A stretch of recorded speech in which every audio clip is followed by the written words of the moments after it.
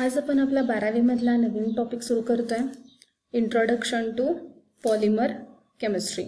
तर introduction to polymer केमिस्ट्रीमध्ये आपल्याला काही पॉलिमरचं प्रिपरेशन कसं करायचं आहे, मोनोमर म्हणजे काय, त्या पॉलिमरला तयार करण्यासाठी त्याच्यामध्ये कोणकोणत्या मोनोमर्सची गरज आहे, शिवाय तयार केलेल्या पॉलिमरचे युजेस काय आहेत, या बऱ्याच गोष्टींचा अभ्यास करायचा आहे।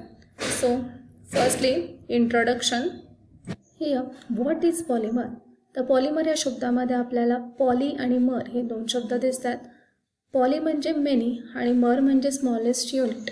सो व्हॉट इज पॉलिमर, ज्याच्यामध्ये अनेक लहान लहान लहान युनिट एकमेकाला जोडले जातात आणि एक मॅक्रो मॉलिक्यूल तयार होतो, एक मोठा मॉलिक्यूल तयार होतो, त्याला म्हणायचं आहे पॉलिमर। सो या पद्धतीने अनेक लहान लहान लहान युनिट एकमेकाला अनेक वेळा जोडले जातात आणि एक मॅक्रो मॉलिक्यूल तयार होतो, एक मोठा मॉलिक्यूल तयार होतो। ह्या तयार झालेल्या मोठ्या मॉलिक्यूललाच पॉलिमर असं म्हटलं जातं। हे लहान लहान युनिट म्हणजे मोनोमेरिक युनिट, लहान लहान युनिट म्हणजे मोनोमेरिक युनिट आणि पॉली म्हणजे अनेक। सो अनेक मोनोमेरिक युनिट, अनेक लहान लहान युनिट जेव्हा एकमेकाला जोडले जाऊन एक मोठी चेन तयार होते, एक लॉंग चेन तयार होते, एक मोठा युनिट तयार होतो, ज्याला आपण मॅक्रो मॉलिक्यूल असं म्हणतो। That macro molecule is non as polymer. That macromolecule is known as polymer. See, polymers are high molecular weight macromolecules. त्यांचं molecular weight हे 10⁻³ to 10⁻⁷ atomic mass unit या रेंजमध्ये असणार, इतका तो मोठा असणार आहे किंवा इतका तो ह्यूज असणार आहे। So polymers are the high molecular weight macromolecules. Polymers are the high molecular weight macromolecules. Next point is classification of polymer. तर पॉलिमरचं क्लासिफिकेशन करण्यासाठी बऱ्याच मेथड्स आहेत। त्यातली पहिली मेथड आपण बघणार आहे, classification of polymer on the basis of source और ओरिजिन। तर तो पॉलिमर कुठे तयार होतो, कशा पद्धतीनं बनवला जातो किंवा कुठे मिळतो, त्याच्यावरून त्याचे क्लासिफिकेशन केलं आहे। त्याच्यातला पहिला क्लास आहे natural polymer. See again, classification of पॉलिमरमधला पहिला प्रकार आहे classification of polymer on the basis of source और ओरिजिन, आणि त्याच्यामध्ये पुन्हा पहिला क्लास येणार आहे नॅचरल पॉलिमर। त्याच्यामध्ये 3 येतात एकूण, नॅचरल पॉलिमर, सिंथेटिक पॉलिमर आणि सेमी सिंथेटिक पॉलिमर। त्याच्यातला पहिला आपण बघणार आहे नॅचरल पॉलिमर। पुन्हा बघा, classification of polymer on the basis of source और ओरिजिन, त्याच्यामध्ये 3 प्रकार, नॅचरल पॉलिमर, सिंथेटिक पॉलिमर आणि सेमी सिंथेटिक पॉलिमर। नॅचरल पॉलिमरमध्ये पुन्हा 2 प्रकार येतात, प्लांट पॉलिमर आणि ॲनिमल पॉलिमर। सो पहिला आपण बघूया नॅचरल पॉलिमर। नॅचरल पॉलिमर म्हणजे काय, these are the polymers obtain from the natural sources. ज्या पॉलिमरला नॅचरल सोर्सेसपासून तयार केलं जातं किंवा जे नॅचरल सोर्सेसपासून तयार होतात त्यांना नॅचरल पॉलिमर असं म्हणायचं आहे। त्यातला पहिला आपण बघूया ॲनिमल पॉलिमर। नॅचरल पॉलिमरचे 2 प्रकार, ॲनिमल आणि प्लांट। सो पहिला animal polymer. Animal polymer these are derived from animal sources. ज्यांना ॲनिमल सोर्सेसपासून तयार केलं जातं, डिराईव्ह केलं जातं, त्यांना ॲनिमल पॉलिमर असं म्हणायचं आहे। ॲनिमल पॉलिमरचे एक्झाम्पल्स आपण ऊल आणि सिल्क घेऊ शकतो। Wool is obtained from the hair of the sheep and silk is obtained from the silkworm. These are the animal polymers. Another one class is plant polymer. Natural मधला पहिला आपण बघितला animal, दुसरा बघूया plant polymer. Plant polymer obtained from the plant. Example बघा, plant पासून तयार केले जातात त्यांना plant polymer म्हणायचं। Example, cotton, linen obtained from the cotton plant and flax plant. Again, cotton and linen obtained from the cotton plant and flax plant. That is, so cotton is obtained from the cotton plant and linen is obtained from the flax plant. Yeah, linen म्हणजे ताग. So linen is obtained from the flax plant. These are the plant polymers. Another one example is natural rubber. Natural rubber is manufactured from latex obtained from the bark of the rubber tree.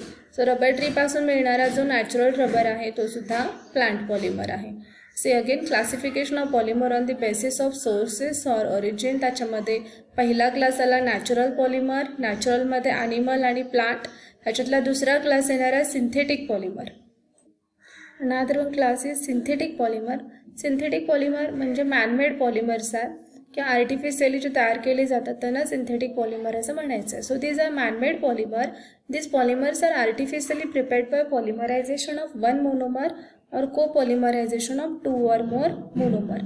जे synthetic polymer आहेत ते man-made polymer आहेत, जे artificial बनवले जातात, ज्याच्यासाठी एकाच मोनोमरचा वापर केला जाईल किंवा 2 किंवा 2पेक्षा जास्त वेगवेगळ्या मोनोमरचा वापर करून सिंथेटिक पॉलिमर बनवले जाऊ शकतात. So synthetic polymer normally man-made polymers आहेत.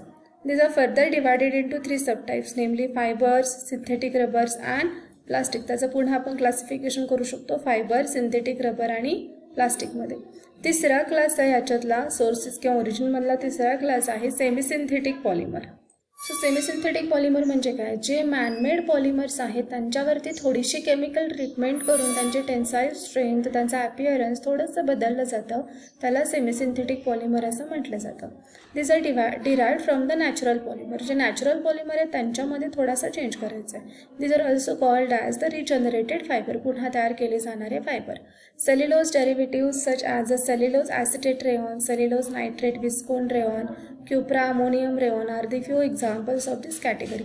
ह्याच्यामध्ये फक्त काय करायचं आहे, जे नॅचरल पॉलिमर आहे त्यांची टेन्साईल स्ट्रेंथ, त्यांचं फिजिकल अपीअरन्स थोडंसं केमिकल ट्रीटमेंट करून चेंज करायचं, त्याला सेमी सिंथेटिक पॉलिमर असं म्हटलं जातं. Semi synthetic polymers are used in preparation of non inflammable photographic film, cinema films, varnishes. ह्याच्यामध्ये वापरलं जाणारं जे पॉलिमर आहे त्याला त्या ठिकाणी सेमी सिंथेटिक पॉलिमरचा वापर केला जातो. नेक्स्ट क्लासिफिकेशन आहे classification of polymer on the basis on structure. त्याचं स्ट्रक्चर कसं आहे त्याच्यामध्ये पुन्हा 3 क्लासेस येतात.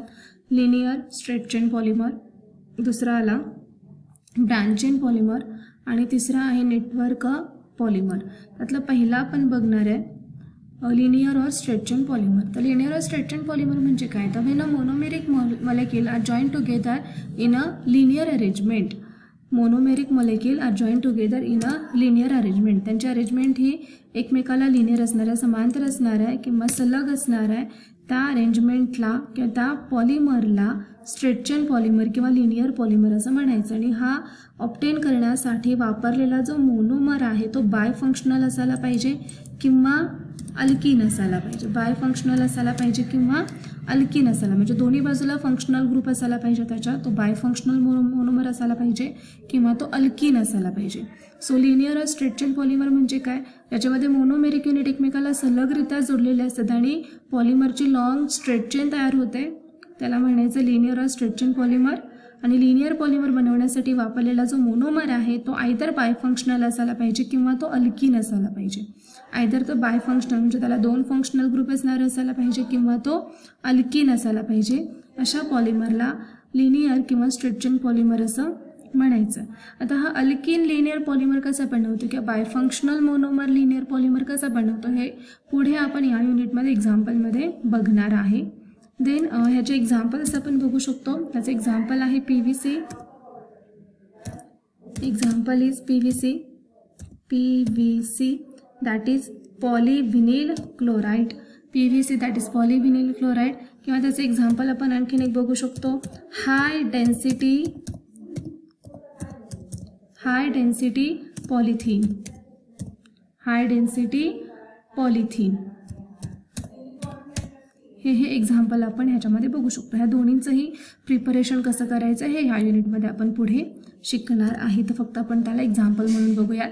So classification of polymer on the basis of स्ट्रक्चरमध्ये पहिलं क्लासिफिकेशन आहे लिनियर और स्ट्रेट चेन पॉलिमर. म्हणजे मोनोमेरिक युनिट एकमेकाला सलगरित्या जोडले जातात, त्याला लिनियर किंवा स्ट्रेट चेन पॉलिमर म्हणायचं. आणि हा पॉलिमर बनवण्यासाठी जो वापरलेला मोनोमेरिक युनिट आहे तो बायफंक्शनल असावा किंवा तो अल्कीन असायला पाहिजे. त्यानंतर याच्यातला दुसरा क्लास आहे ब्रांच्ड चेन पॉलिमर. पुढचा क्लास आहे ब्रांच्ड चेन पॉलिमर. याच्यामध्ये मोनोमर्स ज्याला 3 फंक्शनल ग्रुप आहेत किंवा असा मोनोमर ज्याला ऑलरेडी साईड चेन आहे तो ब्रांच चेन पॉलिमर तयार करतो. एक्झाम्पल आपण बघू शकतो लो डेन्सिटी पॉलिथिन.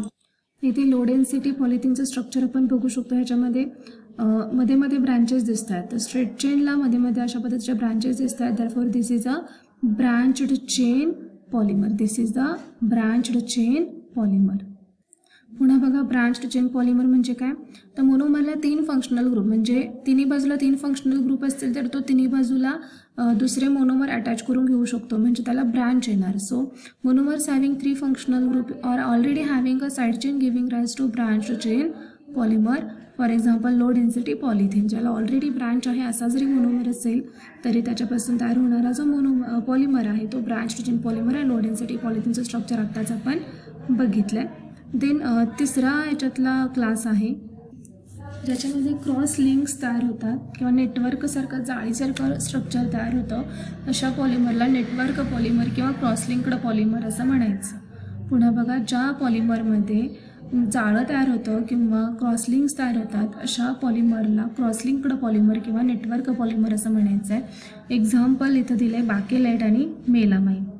या ठिकाणी मोनोमेरिक युनिट एकमेकाला सलग जोडलेले दिसत आहेत. ही एक वेगळी चेन आहे, ही एक वेगळी चेन आहे. मोनोमर एकमेकाला सलग जोडलेले दिसत आहेत म्हणजे हा स्ट्रेट चेन पॉलिमर आहे. हा दुसरा बघा, ह्याला ब्रँचेस दिसत आहेत, ह्या चेनला ब्रँचेस दिसतात, ह्या चेनला ह्या ब्रँचेस दिसतात म्हणजे हा ब्रँच रिजन पॉलिमर. आणि ह्याच्यामध्ये ह्या 2 चेनमध्ये क्रॉसलिंक आली, ह्या 2 चेनमध्ये क्रॉसलिंक आली आणि हे एकूण स्ट्रक्चर आपल्याला जाळ्यासारखं दिसतं किंवा नेटवर्कसारखं दिसतं.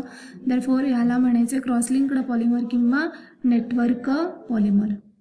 हे क्रॉसलिंक्ड पॉलिमरचं आणखीन एक एक्झाम्पल आपण बघू शकतो. बाकेलाईटचं स्ट्रक्चर दिलेलं आहे आणि या स्ट्रक्चरमध्ये ह्या क्रॉसलिंक दिसतं किंवा नेटवर्कसारखं जाळ्यासारखं स्ट्रक्चर आपल्याला तयार झालेलं दिसतं. Therefore this is non as cross-linked polymer किंवा नेटवर्क पॉलिमर.